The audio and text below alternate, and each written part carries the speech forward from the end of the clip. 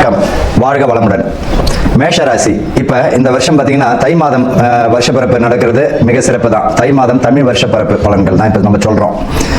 இப்ப மேஷ ராசிக்கு பாத்தீங்கன்னா ராசிக்கு 3ஆம் இடத்துல குரு பகவான் வக்ரம் அடைந்திருக்கிறார். 6ஆம் அதிபதி புதன் 9ஆம் இடத்திலும் 8க்குரியவன் 10ஆம் இடத்துல இருக்கிறது சிறப்பு தான்.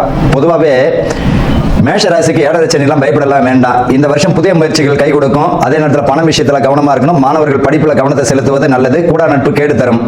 நண்பர்கள் விஷயங்களை பார்த்தீங்கன்னா நல்லவங்க யார் கெட்டவங்க யார் என்பதை காட்டி கொடுப்பார்கள். 10ஆம் அதிபதி 12ஆம் இடத்துல சனி பகவான் சஞ்சரிக்கிறது தொழில் வழியில பார்த்தீங்கன்னா விரயமும் பணமும் வரும், விரயமும் நடக்கும்.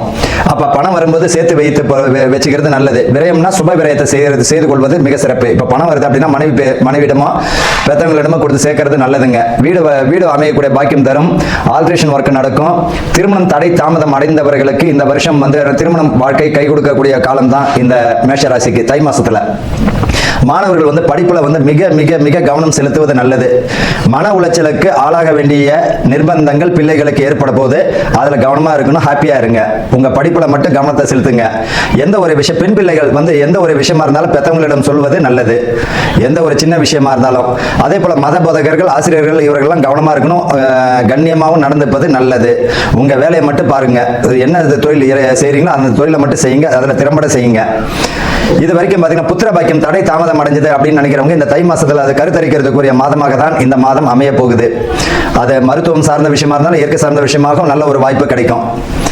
அதே போல உடல் ஆரோக்கியத்துல மிக கவனமாக இருக்கிறது நல்லது. 50 வயதுக்கு மேல இருக்கிறவங்க பாத்தீங்கன்னா வயிறு, முதுகு தண்டு, சிறுநீரக சம்பந்தப்பட்டது இந்த மாதிரியான மலச்சிக்கல் இந்த பிரச்சனைகள் வருவதற்கு வாய்ப்பு உண்டு. அதுல கொஞ்சம் கவனமா இருக்கணும். 6 பெண் பிள்ளைகள் மிக மிக மிக ஆரோக்கியமான உணவை சாப்பிடுங்க.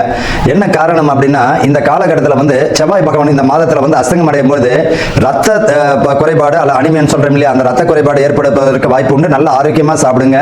இயற்கை சார்ந்த உணவுகளுக்கு முன்னுரிமை கொடுங்க. இந்த ஜங்க் ஃபுட் எல்லாம் வேண்டாம். ஆரோக்கியம் ரொம்ப ரொம்ப ரொம்ப அவசியம். உங்களுக்குன்னு இல்லை, பிள்ளைகளுக்குன்னு இல்லை, எல்லோருக்குமே இந்த ஆரோக்கிய குறைபாடு வருவதற்கு வாய்ப்பு உண்டு. வண்டி வாகனங்கள்ல போகும்பொழுது மிக சிறப்பா வண்டி வாகனங்களை போகும்போது மிக மிக கவனமா இருக்கிறது நல்லது.